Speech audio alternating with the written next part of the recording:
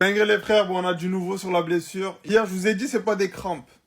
On a déjà eu des crampes dans le football. Après des crampes, tu réagis pas comme Hakimi, tu tiens pas la cuisse derrière et surtout, à son niveau, tu ne t'arrêtes pas de courir. Et même marcher, c'était compliqué, il boitait. Achraf Hakimi est incertain pour le Bayern PSG. Il ne s'agissait pas de simples crampes hier. On n'est pas fou. Le Marocain est victime d'une contracture. Une contracture, pour ceux qui ne connaissent pas, ça touche les mollets, les quadriceps et les ischio-jambiers. Et c'est ce que, d'après les analyses, a Hakimi. Bon, les contractures légères, quand vraiment c'est minime, une semaine, il revient. Quand c'est lourd, 1 à 2 mois. Voire 3 mois si c'est grave. Bon. Ce qui est bien, c'est qu'il n'y a pas de déchirure. Alhamdoulilah, il n'y a pas de déchirure. Bon, il passera des examens plus poussés dans l'après-midi. Dès qu'on a l'information, on vous l'envoie. S'il n'est pas revenu à temps, c'est Warren Zaïre-Emery qui évoluera à son poste pour le match retour. Bon, match retour que vous allez perdre forcément s'il n'y a pas Hakimi. Et c'est tout ce que je vous souhaite. Parce que moi, je suis pour Hakimi quand il est sur le terrain. Quand il est plus sur le terrain, force à vous. Quand il était blessé ou quand il était à la CAN, PSG, je n'ai même pas regardé un match.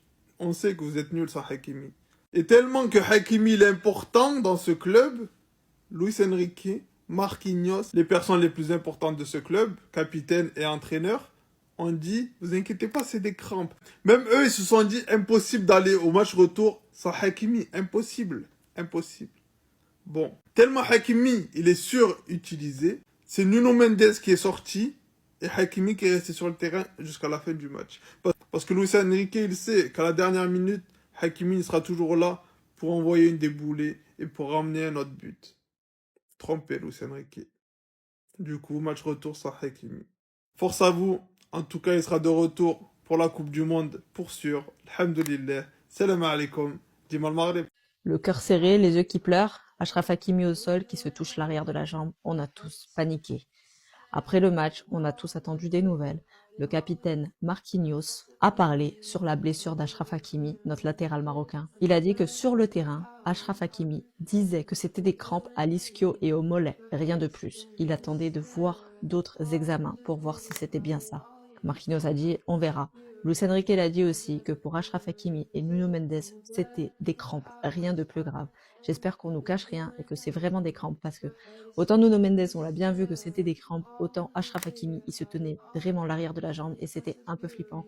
J'ai vraiment cru que c'était une vraie blessure à l'ischio. Il y a une semaine de ce choc retour face au Bayern Munich, on a besoin d'un Achraf Hakimi à 100%, d'un Nuno Mendes à 100% et on n'a pas besoin de blessures. D'ailleurs, au match de Ligue 1 samedi, il faut une équipe qui tourne à 100%. Je veux aucun titulaire de ce soir samedi.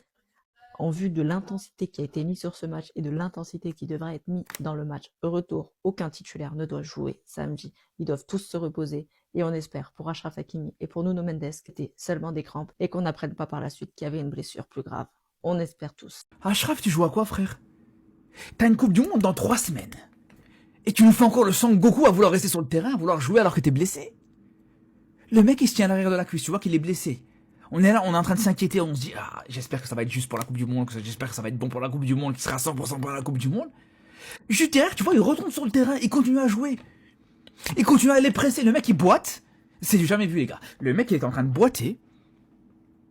Et aller presser juste derrière la défense du Bayern. Je vous jure, les gars, c'est une dinguerie. Je vous jure, les frères, c'est une dinguerie. Alors, frérot, t'as fait un bon match. T'as fait un match de zinzin. On retrouve le vrai Hakimi aujourd'hui. Vraiment. Ton équipe, elle est en train de gagner, mon frère.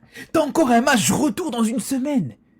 Qu'est-ce que tu prends ces risques-là à vouloir absolument continuer? Alors, vous allez dire, ouais, mais c'est rien de grave, c'est une crampe. Les gars, en kiné, on dit toujours qu'une crampe, c'est une chance. Une crampe, c'est une chance. Une crampe, c'est juste le muscle qui te prévient, qui a la politesse de te prévenir pour te dire, attention, si tu continues, je vais lâcher là. Ah, si tu continues, ça va être chaud. Il n'y a pas tout le monde qui a la chance d'avoir une crampe avant que le muscle lâche. Donc vraiment, je peux vous dire, les frères, hein, le temps additionnel, les 4 dernières minutes de temps additionnel, là, je sais pas quoi. Autant le match était incroyable, hein, mais j'étais plus focalisé sur Hakimi, est-ce qu'il va tenir ou pas, que sur le match en lui-même. Je vous dis la vérité. J'espère qu'il y aura rien de grave et que on restera sur la crampe. Dingue les frères, on a les premières informations d'un kinésithérapeute très connu dans le monde du football. Bon, d'après Marquinhos, c'est que des crampes. Mais d'après lui, le joueur du PSG souffre d'une déchirure musculaire au ischio-jambier. En espérant que c'est une fake news. En tout cas, c'est les premières news qu'on a. De sa jambe droite, il n'a pas pu quitter le terrain de jeu car Luis Enrique avait épuisé tous les changements. Il ne pourra pas jouer le match retour contre le Bayern de Munich. À Munich. Je ne pense pas que si Hakimi n'est pas sur le terrain, le PSG va la remporter. Je suis désolé. Si Hakimi n'est pas sur le terrain lors du retour à Munich, c'est fini. Le Paris Saint-Germain, ça sert à rien de se déplacer.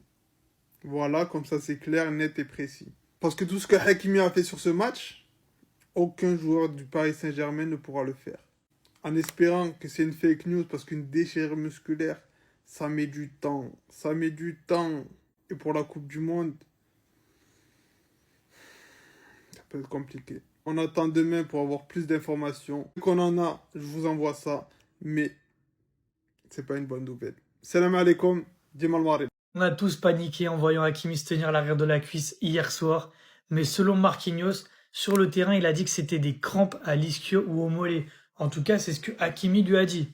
Maintenant, est-ce qu'on peut croire Marquinhos ou est-ce qu'il protégeait uniquement son coéquipier? Mais en tout cas, hier soir, à minuit 31, Hakimi, sur son compte officiel, nous a dit « Le job n'est pas fini ». Donc je sais pas si un joueur blessé prend le temps de mettre un tweet, mais en tout cas, moi, ça me rassure personnellement.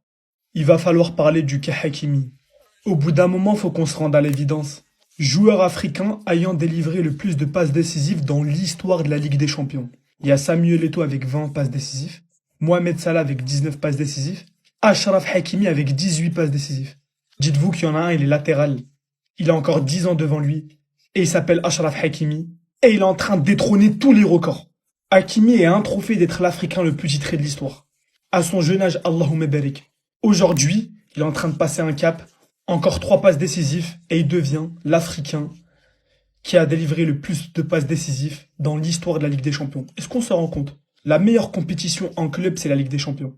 Hakimi est en train de mettre ses traces, il est en train de prouver. Maintenant, moi, j'ai une question à vous poser. Quand tu regardes tous ces records, les trophées, le palmarès, tout ce qu'il est en train de faire avec le Paris Saint-Germain, tout ce qu'il a fait dans sa carrière, moi, je suis désolé. Hakimi, il va bientôt rentrer dans le top 5. Mais quel top 5? Bientôt dans le top 3. Et pas troisième des meilleurs joueurs africains de l'histoire. Et oui, moi je peux me permettre de le dire. Il a 2 Ligues des Champions. Une troisième qui arrive là bientôt. Des Ligue 1 et j'en passe. Une demi-finale de Coupe du Monde que certains pays n'ont pas réussi à faire. Donc faut pas prendre à la légère. Non les gars, ce que Hakimi fait c'est très très fort. Exceptionnel. On a de très mauvaises nouvelles concernant Hakimi, les gars, je suis dégoûté. Alors que ça a essayé de nous rassurer après le match, comme quoi c'était des crampes avec Marquinhos, lui-même Hakimi qui le dit, Lucho qui le dit. Mais on vient d'apprendre, et je pense qu'on l'avait deviné parce qu'on prend pas une crampe comme ça.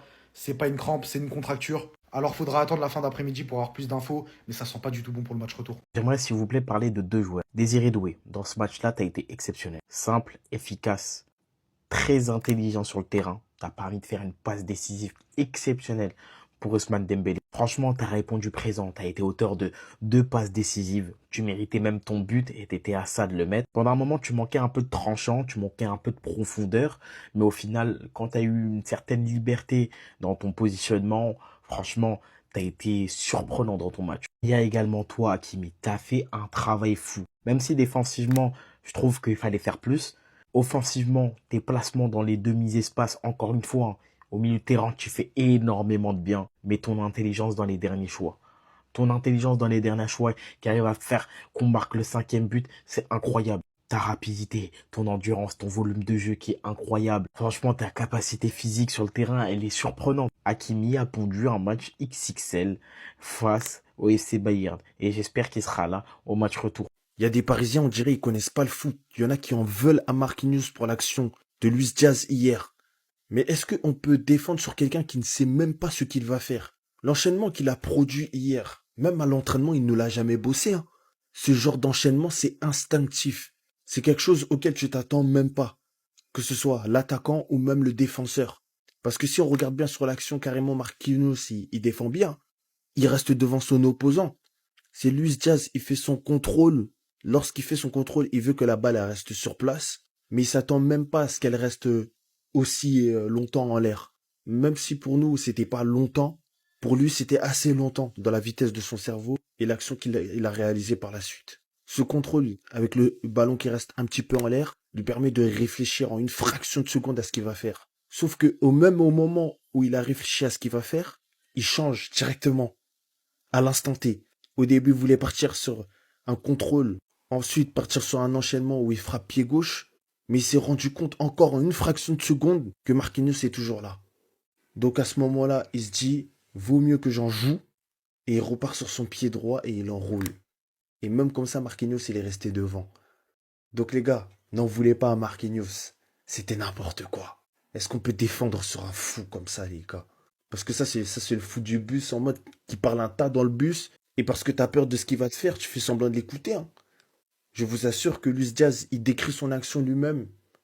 Si on lui montre pas les images, il décrit son action. Je pense que il pouvait pas vous la raconter en clair. C'était Sejourinho do Brasil. Et dites-moi ce que vous en pensez de cette action quand même. Bao.